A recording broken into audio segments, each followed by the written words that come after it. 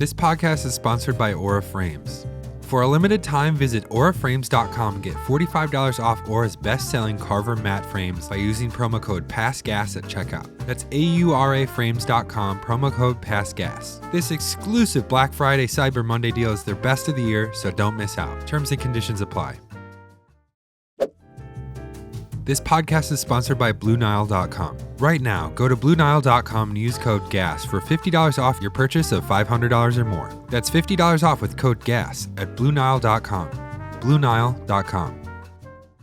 Hey, what's up, everybody? Welcome back. Do you like receiving letters, perhaps packages in the mail? Well, you're going to love this episode. We're talking about the Grumman LLV, the humble mail truck with a checkered reputation. We're going to be talking about postal workers. Shouts out to the USPS. We're going to talk about the torture tests that they put this truck through to make sure that it can handle being a post service truck. 11,000 miles on a dirt road. Have you ever taken your car on that torture test? I think not. Also, we ate some kangaroo meat. So, welcome back. Let's jump into it. Grumman LLV.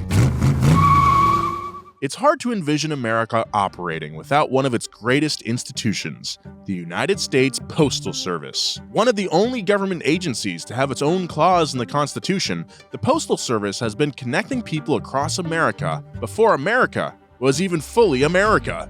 And that's not even to mention their 2003 hit, Such Great Heights, which remains a classic 2000s mixtape staple. While initially most mail was delivered by foot or the Pony Express, eventually the USPS had to get with the times and find a vehicle to ensure quick and reliable delivery all across the country. For the last 40 years, this vehicle has been inescapable on the roads of America. I'm referring, of course, to the official USPS Mail Truck, also known as the Grumman Long Life Vehicle. The Grumman LLV has been in service since 1986, still tending to the postal needs of millions of Americans every single day, despite its less than stellar reputation. These days, it is now more known for being technologically behind the times, as well as intensely frustrating to drive. And when the USPS lets these trucks stay on the road years past their life expectancy date, they also become something else: spontaneously combusting death traps. So, how did a truck that gets roughly 9 miles per gallon with no air conditioning outlast generation after generation of superior vehicles? Was this mail truck actually meant to have a long life, or was it doomed from the start? And now that USPS has finally begun to decommission the LLV, what's next for the future of postal delivery? This week on Past Gas, it's the history of the Grumman LLV mail truck.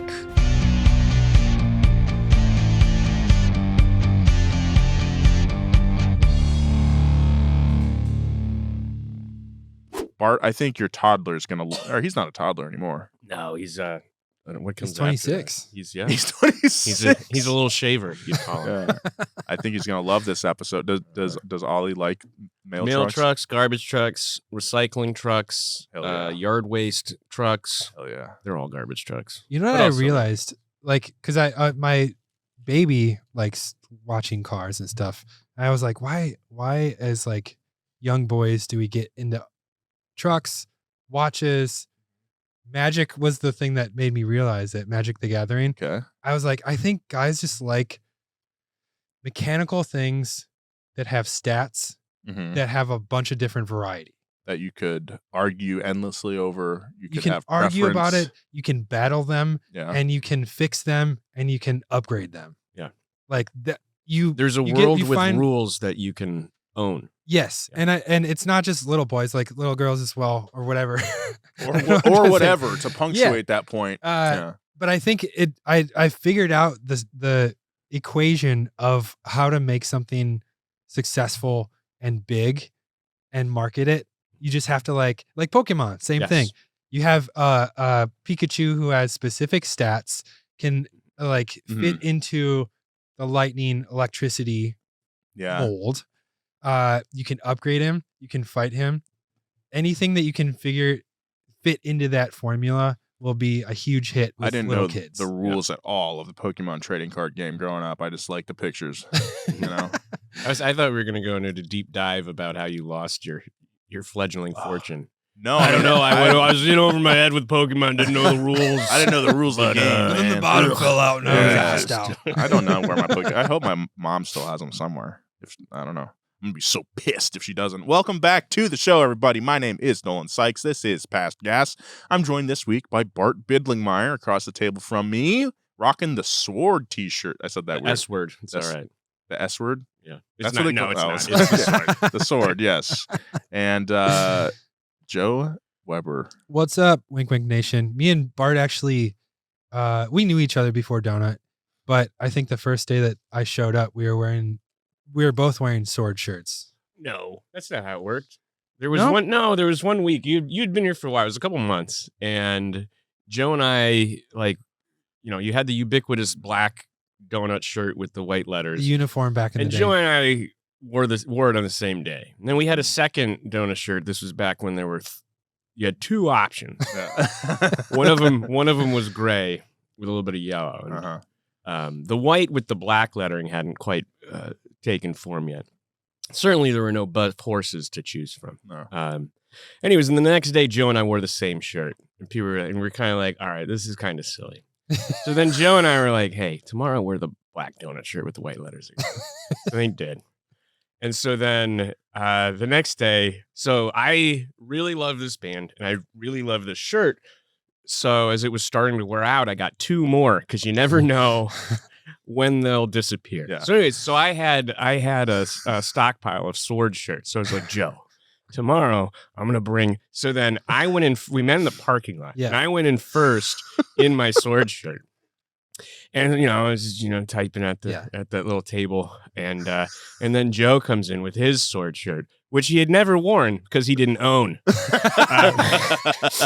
I'm misremembering this all these years. I think you've been misremembering. But then people were like, come on. Wait a minute. We're like, I didn't know. Yeah. I didn't know. And he didn't. And then I forget what we did No, Friday. so then the fifth day, I was like, Bart, going. I'm going to go to Michael's. It was right around the corner. And I got oh, yeah. 2 quad XL blank Gildan heavy tees. Yeah. And I got something like a specific thing It from was Michael's. like it was like a print that had like a lotus flower and like a butterfly. Yeah. Like first of all, no one in their right mind would wear that anyway. And But it was iron on patches or prints. Yeah. And I ironed them on at my house. And I was like, all right, Bart, like tomorrow, let's meet in the parking lot. I'll give you the quad XL Gildan. We can come in doing the 5th day of this dumb joke that we've been doing every day. And show up, was texting him like, all right, he's not answering. What's going on? And then I was like, all right, it. Like I got to go to work. I'll just give him the shirt when I see him or whatever. It'll still be really funny. And so I walk in wearing a quad XL shirt and everyone's like, what the hell? What are you doing? Like, and I was like, I don't know what you're talking about. And he still was not answering. I was like slacking him. I was like, come on, Bart. It's not going to work if I'm the only one wearing this huge, stupid shirt.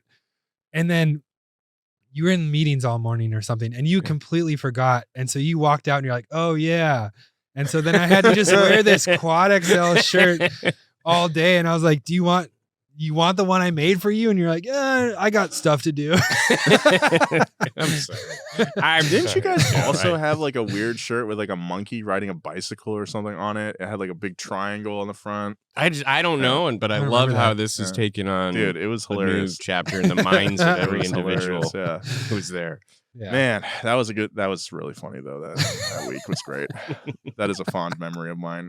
This week we're talking about the Grumman LLV, the ubiquitous white mail truck. If you are not if you are a white male, Yeah. you probably drive one of these trucks. It's the cis truck. Yes. Yeah, if you don't live in the United States, it's a pretty funky looking little truck.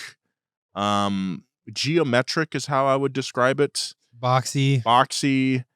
They really only have one function. I've never seen them be used for any other sort of like government service or anything like that. It's all just to deliver the mail. Yeah, for my whole life. I mean, it started in 1986 when I was born, and they're just now getting phased out. So if you look at me and you're like, wow, he's a little worse for wear.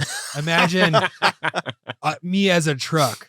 Yeah, I've always wanted to buy one of these and put like off-road suspension on it or something like that. They rarely come up for sale, and I think they're pretty like the people that run ice cream trucks are usually the first to jump in and buy them. I don't get that. It's like police cars go up for sale all the time. You can buy surplus military vehicles. You can buy like if you wanted to impersonate a figure of authority, you could do that legally and readily available. We're not trying to be postmen out here. No. I just Do you want a think mail that's truck. why they're so coveted? I don't know. This is my theory, and I have the advantage of like reading the script beforehand, but government efficiency is not great, and things get wrapped up in bureaucracy, and it takes forever for any change to happen. Yeah. And so I think just out of convenience, they've been using these forever. So because of that, they keep repairing them, and that I think is the reason that there's just not a lot of them for They don't sale. go for sale because they're not letting go of them. Yes. Right. It's like what the irony is that it's if it ain't broke, don't fix it. But But like breaks. they are all broken. Yeah. So maybe Yeah. you should have fixed it. Right. And it like when I was a kid, I was like, oh, it'd be really cool to be a postal service guy. What am I just talking not to the the man. mailman? My one of my friends, Taylor, he was a mailman up in Tacoma, Washington. Yeah. That was like one of his first jobs out of college. He entered the postal service, and he really loved doing it. At first, you start in the mail room, I think, sorting mail and whatever, but you can choose to kind of move up to, or move laterally to be a mail delivery person. And like he loved it because you walk around all day and you learn all your neighborhoods. It was great because him and his wife had just moved up there, so he like learned the area super fast because of that. And I think he worked there for like 10 years. Dude, shouts out to the postal service, honestly. Like it's a crazy. thankless job. It really is. And like sometimes you go to some post offices and you look behind the counter and it's like, Oh God. so unorganized, and you're like, what is happening? How is this gonna? But I don't worry about the mail. No. It's just like I put it in the box and it shows up Yeah. the next week. Like Mhm. despite they have a lot of budgetary issues. I think they're pretty short-handed sometimes. But despite all that, the mail still gets delivered, and I think that's worthy of admiration. And thank you to all the postal workers out there. Maybe you're listening to this right now at the job. Thank you very much. We'll be right back after these messages. Thanks to Aura for sponsoring this podcast. Like a lot of people, my parents are not the most tech savvy, so it seems weird to get them a tech-adjacent gift, but Aura's digital frame is actually perfect. It's because yes, it's tech, but it's so easy. I sent my parents an Aura frame for an anniversary gift, and they love it. They don't even have to deal with it. I upload every photo onto the app, and it just appears in their Aura frame at their house. It's like magic, because I can update photos whenever I want, when there's new baby photos or whatever, and they just get sent directly into the Aura frame at their house. They don't have to do anything. They just admire the pictures, and that's all I want to do. Seriously, it's so easy to get started, but then once you do, the tech is incredible. I can upload photos right from my phone in just a click. It'll even pair photos together for me, like 2 pictures of the same person or from the same day. There's no memory cards or USBs. There's a reason why Wirecutter named it the #1 best digital photo frame. For a limited time, visit auraframes.com and get $45 off Aura's best-selling Carver matte frames by using promo code PASSGAS at checkout. That's AURA Frames, promo code PASSGAS. This exclusive Black Friday Cyber Monday deal is their best of the year, so don't miss out. Terms and conditions apply.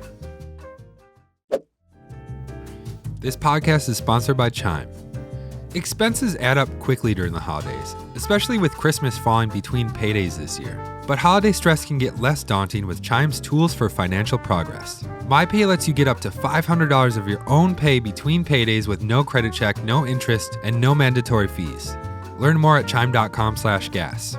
Look, we've all felt the pinch at the holiday season, especially if you're living paycheck to paycheck like I was for so many years. It sucks to look in your bank account, see how little you have, and then have to give everyone presents still. It would have been way easier if I had a Chime account back then. I could have made any day payday with up to $500 with MyPay. Chime lets you get up to $500 of your own pay before payday with no interest, no credit check, and no mandatory fees with MyPay.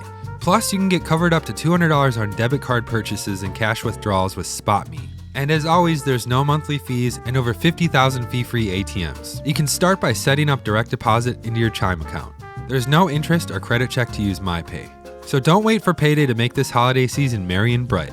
Open your Chime checking account in minutes at chime.com/gas. That's chime.com/gas. Chime, feels like progress. Banking services and debit card provided by the Bancorp Bank, N.A. or Stride Bank, N.A. MyPay line of credit provided by the Bancorp Bank, N.A. or Stride Bank, N.A. MyPay eligibility requirements apply. Not available in all states. MyPay credit limits range $20 to $500. $2 fee to get funds instantly. Spot me eligibility requirements and overdraft limits apply. Please apply in out-of-network ATMs and for OTC withdrawals. Big thanks to Yamaha for sponsoring this podcast. Life's an adventure. Time to let more people in on the fun and share the journey. Introducing Yamaha's latest terrain-conquering side-by-side that combines class-leading power with maximum comfort and versatility. The all-new Wolverine R-Max 4 1000 has ample room for 4 adult passengers, plus plenty of cargo space so you can tackle new terrain, expand your horizons, and go further than ever before. Side-by-sides are so fun, and Yamaha is so reliable. If you like doing outdoors stuff, this is such a fun vehicle for you and your family. Like I said, it can fit up to 4 full adults. That's you and 3 of your boys, or your wife and her friends. It's so fun, so go to your Yamaha dealership, test drive one of these things, you're not going to regret it. Experience its capability at YamahaMotorsports.com and see your local dealer today. Always protect the environment and wear your seatbelt, helmet, eye protection, and protective clothing. Read the owner's manual and product warning labels before operation. Thanks, Yamaha. Now back to the show. Ooh, let's do a little rodent snack right now because I'm Is this feeling a a- little peckish. Should we call it a mail delivery snack? Like as you're out delivering the mail all Oh, day? yeah. Or just a special? Yeah, I didn't think of it like that. Okay. But I think Yeah. it It's might. very similar. It's like a super slow road trip every Yeah, day. every day. Yeah, let's do a little. And you wind up where you came from. Yeah. Joe, what is our mail Bart, delivery do you want to do snack the this honors? Well, let's see it. week? Oh. It's space ice cream, but brown. It's Jerky. Oh, God. Kangaroo jerky. Peppered Yeah. kangaroo jerky. So this is Oh. oak barrel jerky, kangaroo meat. My From the mom- LA Zoo. It's from Arizona, Lake Havasu. Lake Havasu. Yeah. My mom got me this maybe like 6 months ago. She got me a bunch of jerky, and this was the weirdest one. So Okay. do it. you want to try it first? Sure. Good day, mate. I would Nolan- love to. Nolan is of the mindset that jerky is the ultimate road trip snack. I am. I kind of bought this to be like, maybe this is not the jerky to be the ultimate snack, but it could be good. I've While never we're had opening- kangaroo before. Yeah, I'm wondering, I have Sorry, never that's a had little hot. possum. I bet that would be a good Possum? Awesome jerky. Yeah. Like kangaroo's weird, but like I'd eat any jerky. But I was going to like, say that jerky with a lot of fat content is probably good, probably better than Interesting lean. scent. But I like Mhm. turkey jerky, and that's pretty lean. You ever had ostrich? Uh-huh. It's very good. That's a jerky. There's a lot of good jerky here in Southern California. Has a bit of like a raisin hint to it. Raisiny. You have some sweetness. Mhm. Sweet, it's peppered. I'm tasting Mm. plum. Are you guys getting a little bit of plum? Yeah. It's okay. It's a little tough. You're good. I mean, it's good. Flavor wise, everything's good. I'm just thinking about that. Thinking that it's a kangaroo. That's all I Mhm. can think about is a Oh, it's also expired. Cute. Oopsies. I mean, it's jerky. Expired in June. Okay.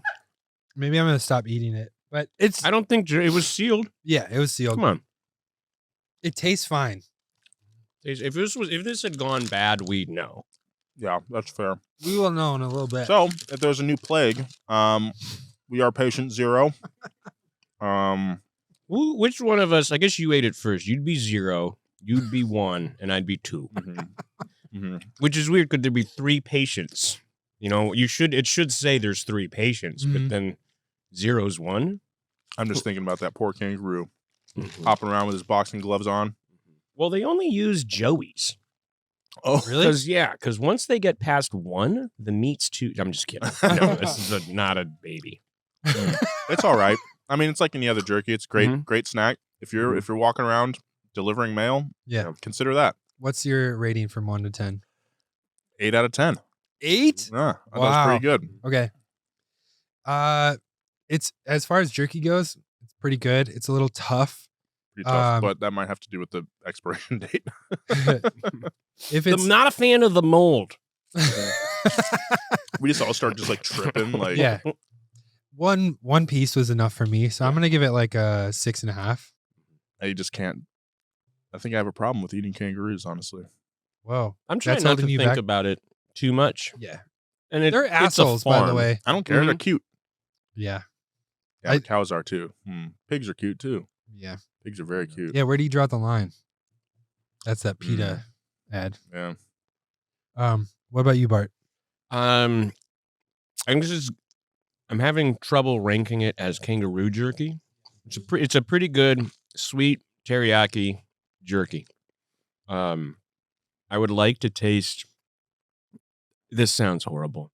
I'd like to taste more of the kangaroo.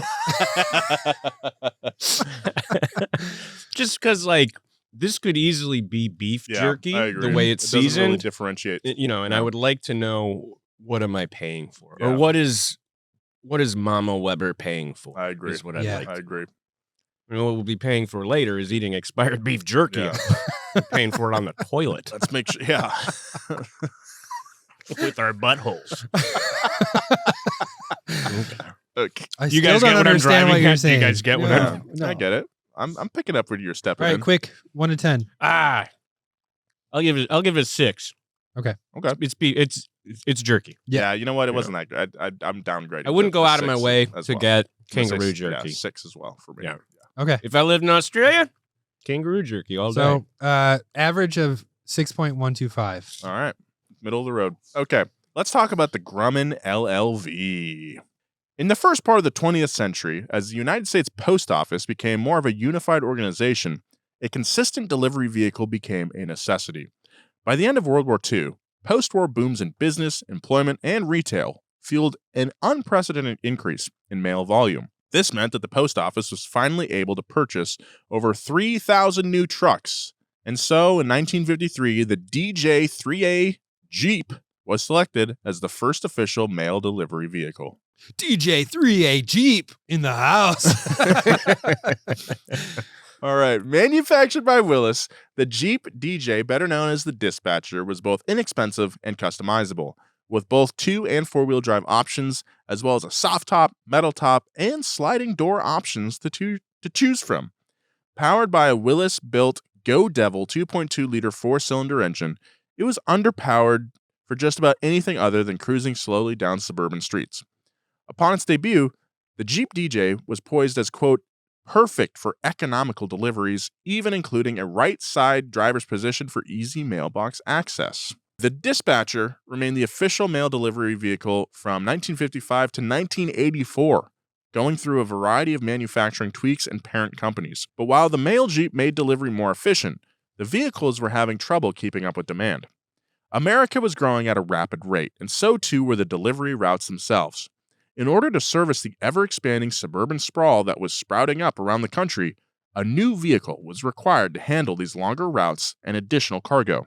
Eventually, the post office, now rebranded as the Postal Service, made a wish list of updates that would be included in their new mail delivery vehicle design.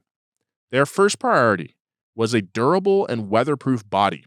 It also had to have easy access to the cargo area for mail carriers of all shapes and sizes. Most importantly, USPS needed a truck that could, quote, run 20 hours a day, 7 days a week, month after month, year after year. Yeah, I want a mail body that can run that Yeah. too. You're looking at it, baby. And so with this wish list, USPS reached out to a number of manufacturing companies to commission possible prototypes. By 1985, they had settled on 3 potential competitors, all of which were invited to Loredo, Texas, to endure a grueling gauntlet of tests. The 3 competing companies were American Motors, Pavico, an offshoot of the Fruhauf Trailer Corporation, and an unexpected competitor, the Grumman Aerospace Corporation. Looking back, it's strange to see Grumman's name on the design of a civilian vehicle, a car nonetheless. Grumman had produced some of the most iconic military aircraft of the 20th century, including the F-6F Hellcat, a fighter plane that shot down more enemies in World War II than any other plane, and the F-14 Tomcat, which was made immortal in the classic film Top Gun. So, Yow! Yow! Right? no. Yeah. You're thinking of CSI, I think. Yeah. Oh, Horacio. Yeah. Yeah. Okay. No, now I'm on board. Yeah, yeah. Joe was right. So why the hell was a high-powered aerospace corporation desperately trying to produce a simple little mail truck? Money. Yeah. Don't spoil it, Joe. Sorry. We'll be right back after these messages. This podcast is sponsored by Indeed. We're driven by the search for better, but when it comes to hiring, the best way to search for a candidate isn't to search at all. Don't search, match with Indeed. If you need to hire, you need Indeed. Indeed is your matching and hiring platform with over 350 million global monthly visitors, according to Indeed data, and a matching engine that helps you find quality candidates fast. Ditch the busy work. Use Indeed for scheduling, screening, and messaging so you can connect with candidates faster. And Indeed doesn't just help you hire faster. 93% of employers agree Indeed delivers the highest quality matches compared to other job sites, according to a recent Indeed survey. As someone who hires people for Donut, I really like Indeed because everything is all in one place. Literally, everything's at your fingertips with Indeed. Makes hiring so much easier. It's really great. So join more than 3.5 million businesses worldwide that use Indeed to hire great talent fast. And listeners of this show will get a $75 sponsored job credit to get your jobs more visibility at Indeed.com/passgas. Just go to Indeed.com/passgas right now and support our show by saying you heard about Indeed on this podcast. Indeed.com/passgas. Terms and conditions apply. Need to hire? You need Indeed. This podcast is sponsored by Lexus Racing. Since 2017, Lexus Racing has been built on a foundation of precision, innovation, and an unwavering commitment to excellence. Last year, all of those elements came together, and Lexus, with their team partners at Vassar Sullivan, won the 2023 IMSA GTD Pro Class Championship with the Lexus RCF GT3. It may have been the first GT racing championship for Lexus, but it won't be the last. You can follow Lexus Racing every race weekend. You can't miss the day-glow yellow and black Lexus RCF GT3 race cars. And you'll definitely hear the Lexus V8 engines roaring under the hood. So visit lexus.com/motorsports to learn more about Lexus Racing and get all the details on upcoming races. Thanks, Lexus Racing. Now back to the show. Formed in 1919, the Grumman Aerospace Corporation was best known for their naval cat models like the F-4F Wildcat and aforementioned F-6F Hellcat. During World War II, their torpedo bomber, the TBF Avenger, was perhaps the most essential military aircraft. But Grumman didn't just produce fighter jets. They also produced the original civilian Gulfstream business aircrafts, and were the chief contractors for the Apollo lunar module, ironically one of which was the Apollo 13, and acted as a lifeboat safety net when the main spacecraft malfunctioned. After conducting steady business through multiple wars in the space race, Grumman's contracts were gradually drying up. This caused them to look into other manufacturing options, which led them to the Postal Service. By the end of the 70s, they began work on potential mail truck replacement that would change the game forever. That's how in 1979 we ended up with USPS's first ever electric vehicle, the Kurb Watt. Curb Watt. The Kurb Watt was conceived during the gas crisis when many manufacturers were scrambling to find alternative ways of fueling their vehicles. Grumman designed the Kurb Watt with the promise of helping save the USPS 500,000 gallons of gas per year. But unfortunately, this EV was a bit too ahead of its time and could not meet the demands of an average postal route with its limited range of 40 miles. In the end, only 50 of them were ever produced, 40 of which were dispatched to various postal offices in need of additional vehicles, though they were only sparingly used. Grumman took the lessons they had learned from the Kurb Watt and came back with a second prototype, an EV version of the Kurb van model from the early 60s. But with the gas crisis now in the rearview mirror, this slower model was far less appealing than it had been just a couple years prior. Once again, both Grumman and USPS went back to the drawing board, which brings us back to Loredo, Texas.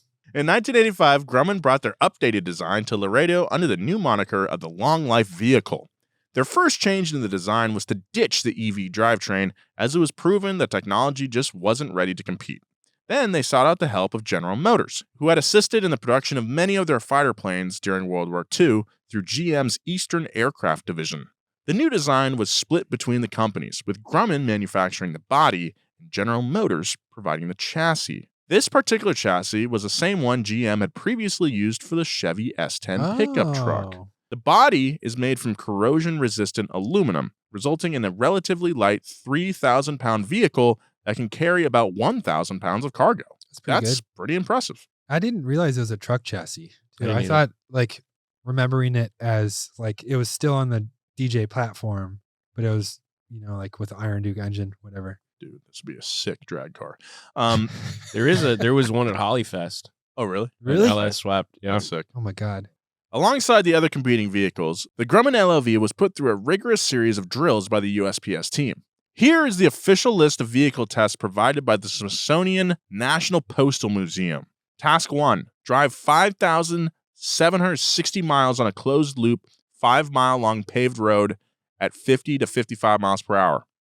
2. Drive 11,520 miles over a gravel road at 30 to 45 miles per hour. Drive 2,880 miles over a road with a shoulder, stopping every 250 feet and accelerating to 15 miles per hour in between. This must have been so boring. It's also the only one that says closed loop was the 5-mile long paved closed loop. Like the other ones, where are you going? I don't know. You just got to find an 11,520 mile. That's crazy. Yeah. Then they had to drive over cobblestones, hit potholes at 10 to 14 miles per hour, haul a 1-ton load during 1.5 of the road test, haul a man in a 400-pound bag during 1/2 of the road test, drive over potholes again. Wait a minute.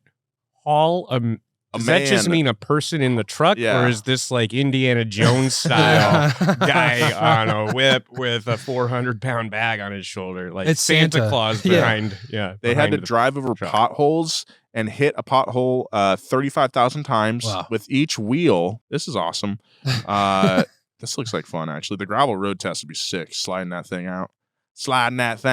This absolutely proves that it is more fun to drive a slow vehicle fast. Oh, absolutely. That looks so fun. Though the other competing vehicles held their own in these tests, in the end, the sturdy reliability of the Grumman LLV won out and obtained the official USPS vehicle contract. Let's go.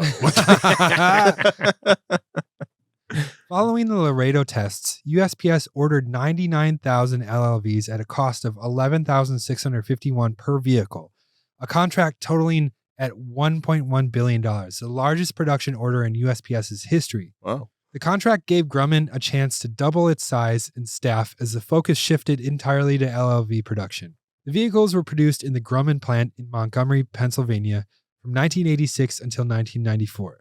During the height of production, the plant was producing around 100 LLVs per day. Attempting to live up to their name, these long life vehicles were given a life expectancy of about 24 years. I wonder how they landed on that number, Bart. Looks like somebody's gotta put it in the mail.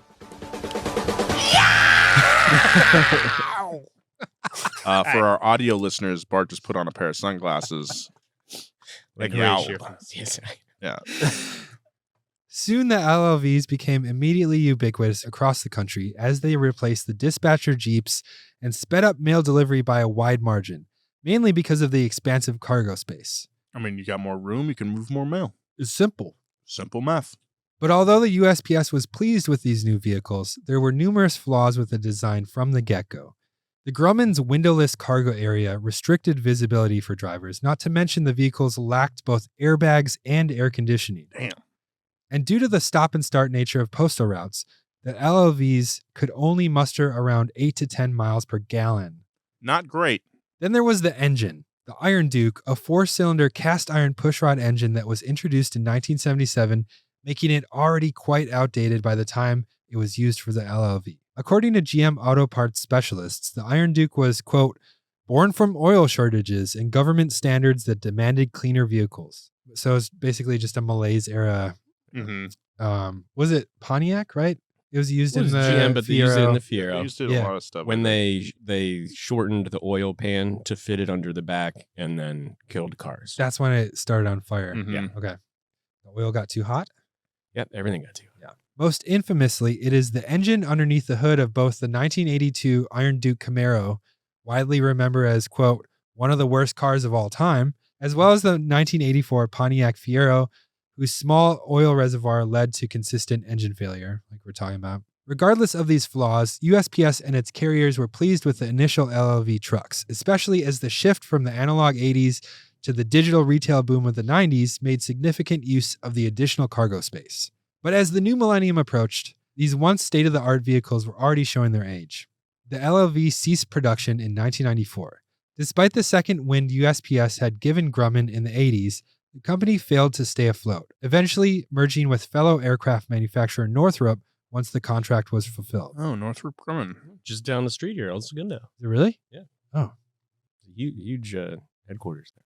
With the initial fleet of LLVs approaching their life expectancy expiration date at the turn of the century, the USPS began talks to find a sufficient replacement.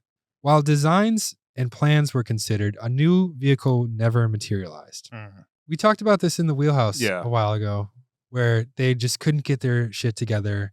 They tried to have kind of one of these contests to be like, design us a new one. Grumman We'll did, pay or you the in exposure. USPS did? No, the USPS. But when 2018 came and went, and there were still tens of thousands of LLVs past their prime, still on the road with no replacement plan in place, it was becoming clear that something was wrong. So what did LLV delivery trucks do when they were left on the road too long? Simple. They began to explode. Yeah, let's get into this. In 2020, Vice published an article about the bizarre amount of LLVs that had recently and spontaneously burst into flames. One mail carrier in Arizona had been on the road for about 10 miles when his LLV's engines abruptly shut off. He was able to pull the vehicle off the road and call his supervisor. As he surveyed what had happened and stood beside his truck, he heard a whoosh noise emanate from under the hood. Within seconds, the entire truck was on fire. That's what happened to Newman in Seinfeld. As of the publishing date of the Vice article, over 400 mail trucks had burst into flames between the years 2014 and 2020. In over 100 cases, the trucks were so thoroughly destroyed that the investigators were unable to identify a probable fire cause. Of the remaining 300 or so LLVs where the investigators could identify a likely cause, the only pattern they could find was that there was no pattern. As more and more investigations took place, USPS was stunned to find no rhyme or reason to these explosions other than the fact that these trucks were comically past their life expectancy date. It didn't matter the circumstances, cities or rural areas, hot or cold weather, day or night, even whether or not the vehicles had been properly serviced. Nothing could keep them from setting themselves on fire. Of course, this wasn't a shock to anyone who had been paying attention. A July 2015 newsletter from the NALC Region 7, covering North Dakota, South Dakota, Minnesota, and Wisconsin, contained a section on the dangers of melting USPS vehicles. But since the LLV had been tested and produced to last longer than the average vehicles on the road, USPS was able to get away without replacing them for much longer than anyone initially anticipated. And just a side note, the NALC, as we all know, is the National Association of Letter Carriers. There you go. I didn't know that. But now, things were different. As more and more news outlets reported on the burnt-out LLV carcasses, USPS had to finally concede that they could no longer, in good conscience, keep these vehicles on the road. Shortly after the Vice article, a plan for a replacement vehicle contract was finally fast-tracked. While the LLVs were exploding all across America, initial plans for the next-generation delivery vehicle began around 2015. USPS's wish list for this new vehicle design included basic updates like air conditioning and airbags, as well as a life expectancy, a shorter one this time, of 12 to 20 years. In 2017, a Loredo-esque prototype competition was held at the Transportation Research Center in East Liberty, Ohio. The manufacturers in consideration included AM General, Karsan, Mahindra, Workhorse VT, and Oshkosh Ford. I didn't realize that Mahindra was in the race for that. We've talked about Mahindra a couple times on the main channel. It's an Indian car company. I was going to say Mahindra's huge. It's kind of like Mitsubishi, like also is Three Diamonds Tuna. Yeah. From what I remember, they make a bunch of kind of underpowered SUVs, tractors too. A lot of tractors. Okay. And there's a lot. I was surprised. My brother lives in Hershey, and I was driving out to visit him. There's like Mahindra dealerships. Mm-hmm. Oh, wow. They make that much, and I guess they're that good, and they have that much of a foothold now. Yeah, I know people swear by them. Yeah.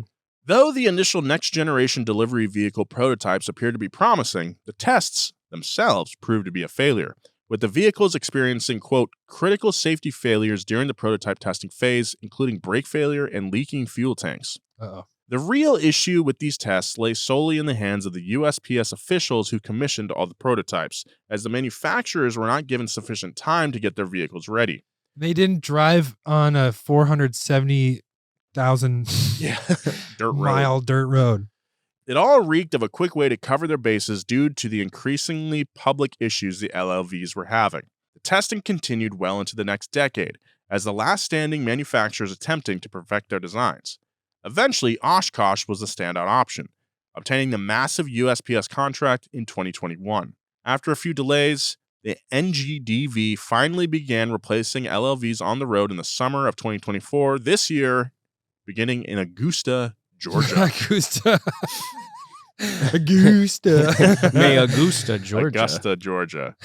Why did I think Augusta? I don't know. It was fun. It was fun. It's always like the defense contractors that win out in the end.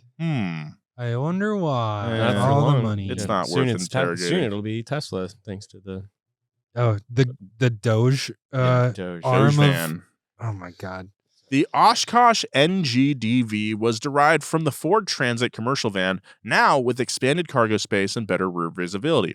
According to Car and Driver, the NGDV is, quote, not only safer and literally cooler, but it also features a 360-degree camera system, front and rear parking sensors, and a myriad of other upgrades that make the life of the mail carrier more enjoyable. Yeah, dude. It's 2024. Put AC in the truck, you know? Put AC in a dang truck.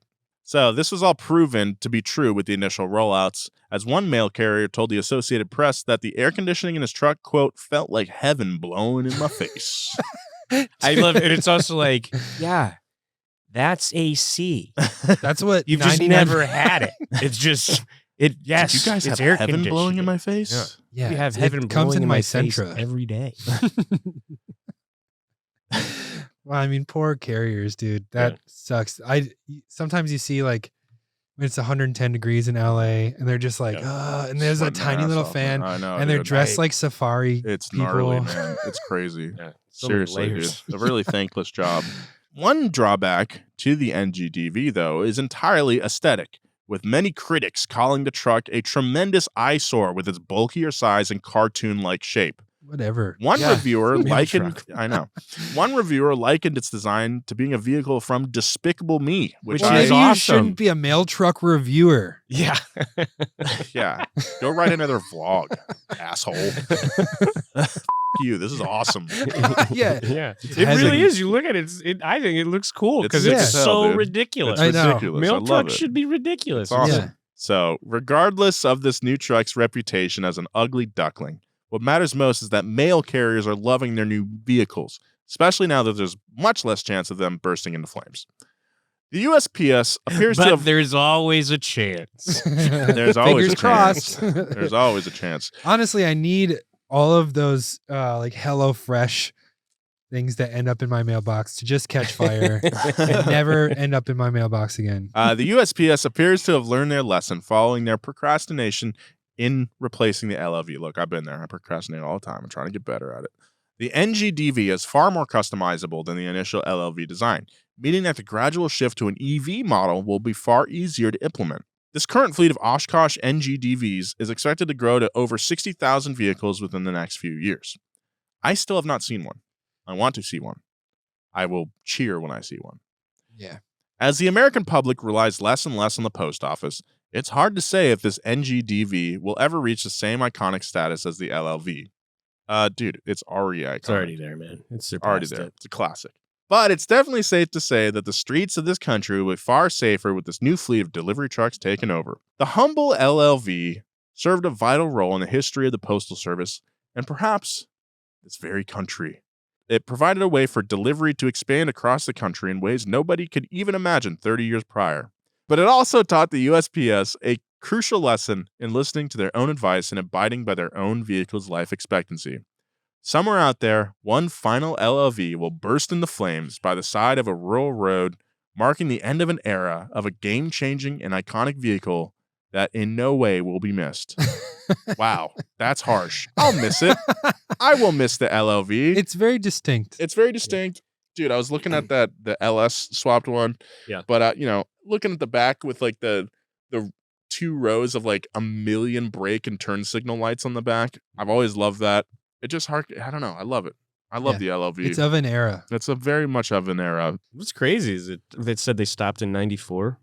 They It's stopped like that making means them in 94. literally the youngest LLV Is would have 30 been years 30 old. years old. That's nuts. Yeah. So even the youngest one is staying on the road 7 years longer than they expected. We have some listener mail today, as we do every day. Yes, we do. Hey, fellers. Congrats, Nolan. Thank you. At Thank you. the end of the Big 3 ep, you mentioned a modded mail truck. And 2 weeks ago, I made a shit post about a Grumman LLV Pikes Peak build on Blue Sky. Hey. Shout out to fellow Blue Sky user Nolan Sykes. Yep, I'm on there. It was exactly what I was picturing in my head. The sketch blew me away. I ended up buying it to frame it. Oh, wow. Let's take a look at it real quick. That's Pretty fun. cool. Huh. Oh, it's sick. Real aggressive. Definitely Mhm. Pikes Peak-esque. You see the cooling fans in the back? Yeah. So I'm going to go follow this guy, Nathaniel, at ndh111.bsky.social.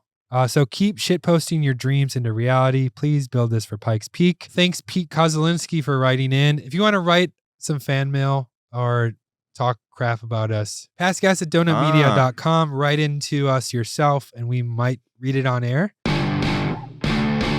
Thank you, Pete, for liking my posts. I definitely recognize your username. Nice. Followed by James Adomian. You guys should look up the. I'll follow back. I just there's followed a back. Mercedes turbo diesel swap from a officially gassed. Oh, wow. Looks Officially unreal. gassed. I feel like I have like bean husk. Oh, yeah. This thing's On my sick as uvula. hell. Bean husk. on your Yeah. I feel like it's just like stuck to my uvula. I feel like I got bean husk on my gargle, uvula. Joe. I gotta tell you something, guys. I got bean husk on my uvula right now. I'm not in a good mood. Whoa, this Sounds one is like even more Joe's aggressive. got a bean husk on his uvula.